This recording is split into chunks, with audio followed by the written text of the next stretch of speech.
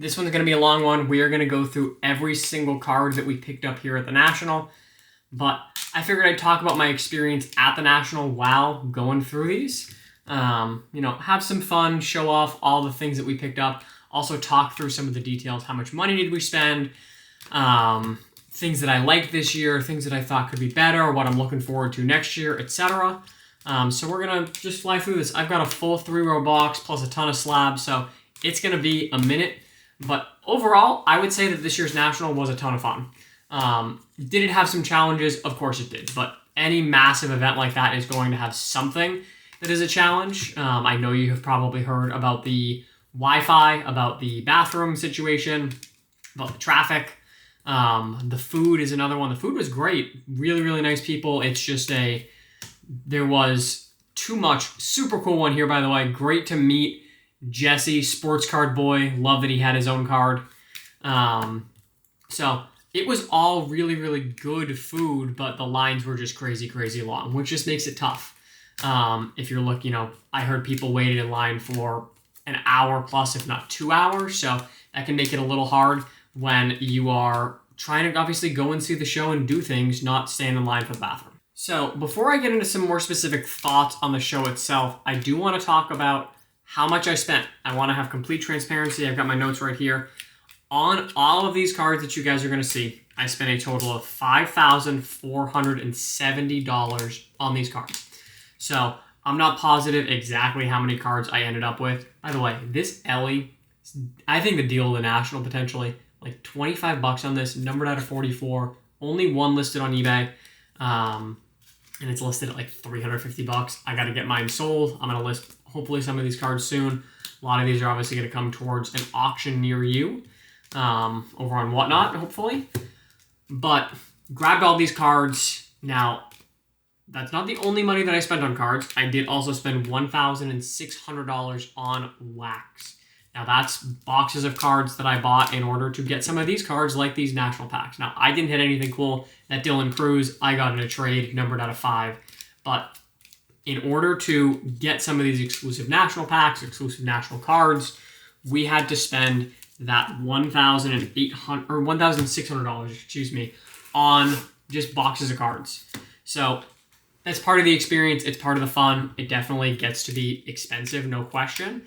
But we also end up with a lot of cool cards from it. I know that I sold already some of the National pack cards, and we've got a lot more.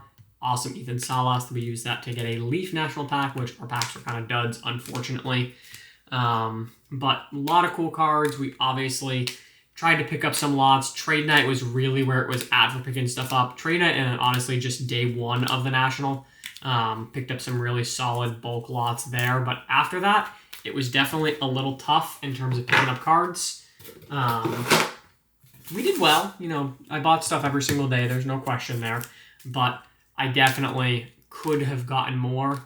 At a normal, big regional show, I probably would have gotten more cards on day, 2, 3, 4. That being said, there wouldn't have been trade nights as big as there were. And of course, as well, it's not just cards and wax that we spent money on. I want to be super transparent as well. I spent about $530 on travel. That was basically just the cost of my hotel. Now, that price would have been higher if I didn't have some of the Marriott, or actually it was Hilton points that I had, which enabled me to book 3 of the 4 nights while I was in Cleveland, with points as opposed to needing to pay cash. So that definitely saved me some money. I think in all reality, I probably would have had to spend about $1,000 on hotels when all was said and done. I could have saved a little bit of money also, if I'm being honest, because I did a hotel on both Saturday night and on Tuesday night, kind of on both ends of the National, and getting myself there and coming back home. But for me, that was just the logistics side of things. It made more sense for me to drive just because of the timing. It also was going to be like $600 to rent a car for the week, or you had your Ubers, which was a mess and super expensive because of how kind of rough that traffic was. Now, that's all the money. Oh, and I also spent, $95-ish on food. I may have missed a meal or two there, but I did get some convention center food. It was a little expensive. I mean, it was generally about $20 a meal that I ate there, and then I tried to eat cheaply outside of the center just to, save some money, because I knew that I was spending a lot of money when it came to buying food at the actual show itself. So all in all, totals are a lot, but I can also look at that and I say I spent $5,470 on cards while I was at the National by my calculations. But again, in my transparency, I did a live stream from the National, sold a bunch of cards on Whatnot. I did about $4,300 in sales on that. So that covered almost all my card expenses, which means that all this stuff I'm only, into that. I've covered those expenses almost already. And I recognize that doesn't mean that I necessarily completely covered those expenses. Oh, I missed this Otani here. Cool. But it helps my liquidity and just my general business standpoint to look at that and say, okay, so from a cash standpoint that I've spent on cards, I'm only down about $1,000 and I got all this new, awesome, amazing inventory. That's not to say that those other cards that I sold did not cost me money, because I know that I put a lot of money into those cards as well. But it's definitely just the cyclical nature of business. It's nice to at least be able to have covered some of those ton of gunner there. Love that. To not see my bank account dip to zero is always a nice feeling. So that was definitely good. I want to now just talk in general about the show. First off, it was, of course, great to meet so many of you. It was so fun to hand out stickers, see everyone on the show floor. It was really amazing because last year at the National, I was about 30,000+ followers less than I am today over on TikTok. So very, very different world for me. Last year at the National, I had some stuff. I probably had 3 or 4 people come up and say, hey, I've seen your stuff last year. Love it. Appreciate the content. This year, I had probably 30 or 40. So really, really cool to see that growth, to see so many of you appreciate the content. I have a blast making it. It is a ton of fun. The Yamamoto, these are some of the hits that I pulled myself. This Mookie, super cool. Wish that I had hit some more numbered cards out of my National packs. Well, actually, the things that I want to talk about, which is that it is tough. I think the print run is up big time on National packs this year. I ripped 9 packs total between Star Wars, soccer, baseball, and Bowman Chrome U, and I only hit 1 numbered card. So definitely tough there. I bought some numbered cards for way less than I would have if I had to pull those out of packs. So I actually had one person tell me, more Gunners and Adley, love that. Sells so well for me.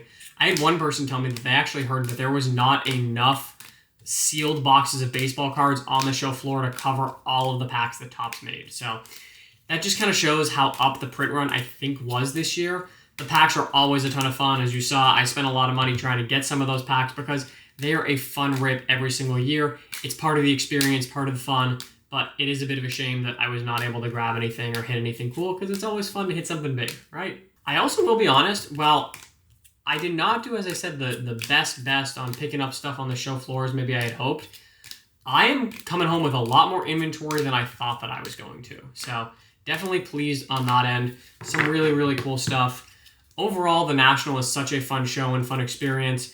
Next year's National is going to be back in Chicago, which is going to be really, really exciting. I will be there again, walking the floor, doing my thing. I won't be set up. I don't have enough inventory, and I'm not a high-end enough dealer to even think about setting up. I love walking the floor, having fun, seeing all you guys, and being able to kind of choose my own adventure, do my own thing. So, but Chicago next year. I'm not sure on specific dates, but it'll be in July, roughly same kind of time period as this year. It'll be at the Rosemont Convention Center, I think it is. It's in Rosemont. It's right by O'Hare International Airport. Makes it super easy. What I really prefer about it and like about it is that it's really walkable. Tons of hotels within walking distance. You're able to just get in, get out. You don't have to worry about driving in traffic.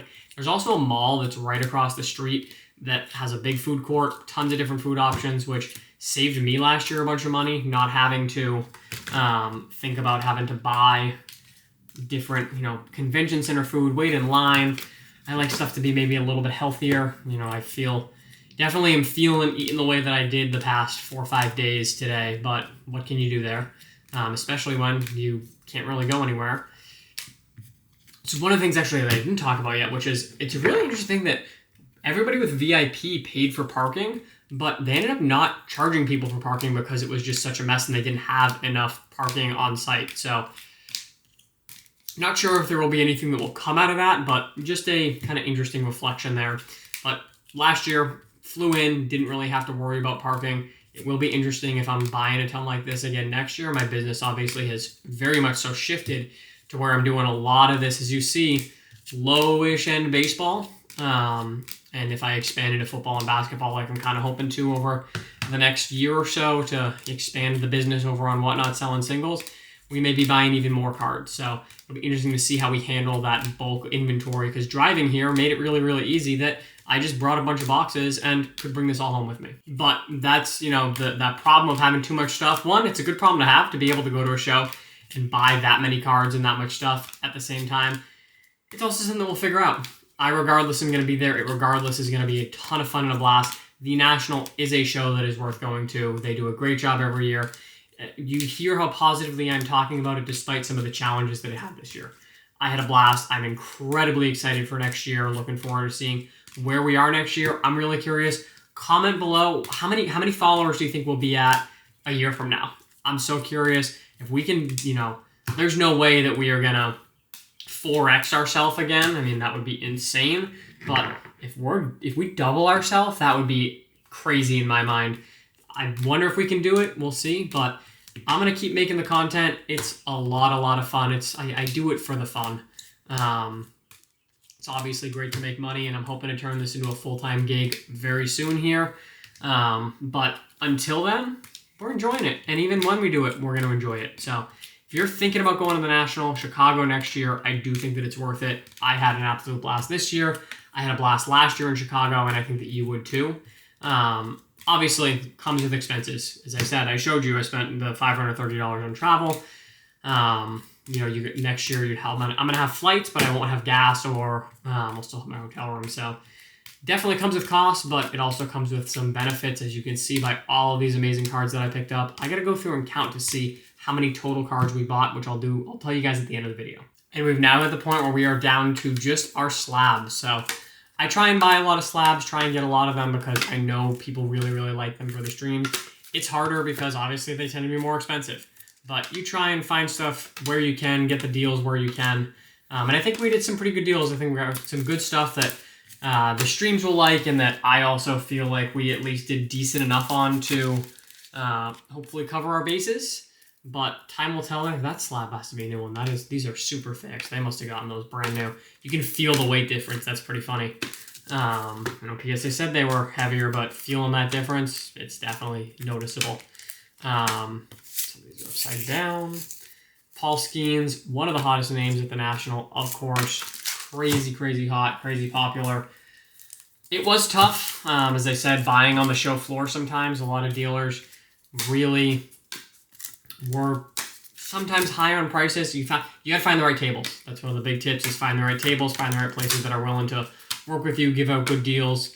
They definitely are out there. They definitely existed. It's just a matter of going out and finding them, and then hoping that they have the right stuff that you're looking for. So grabbed a lot of stuff, was really happy. The National overall was, I think, a big win, big success.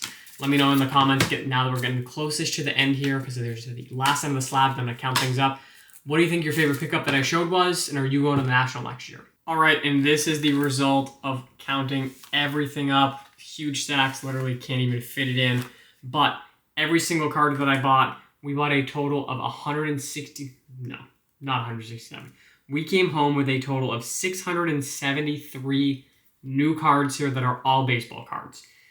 Now, with our $5,470 that we spent, that means that we got all of these at an average of about $8.13 per card. It's a little concerning in that that's pretty close to what I average per sale on Whatnot. That being said, looking through all of this stuff, there's a lot of really nice inventory here. I think that I end up with higher end inventory than I normally would end up, since there was less dollar boxes. There's plenty of dollar box stuff in there, but I think that we're going to do okay here. It's a lot of inventory that I'm excited about, and I think that we're going to do well. So if you want to see some of these cards, if you're interested in any of these cards, these are all most likely going to be on Whatnot. Some of them are probably going to get headed off to graded. Some of the just high-end ones, like Bobby Witt Heritage Refractor out of 673. I'm going to look at that to see if it's worth grading. So got some sorting to do, got some preparing for tomorrow night's stream to go. which this may or may not be up by the time that stream happens, but really, really cool. Ton of awesome cards. Really, really excited with how we did at the National. And I hope to see you guys at next year's National. I had an absolute blast this year, as I said. So great to meet so many of you. And super happy with these pickups. So it was a blast. Can't wait till next time.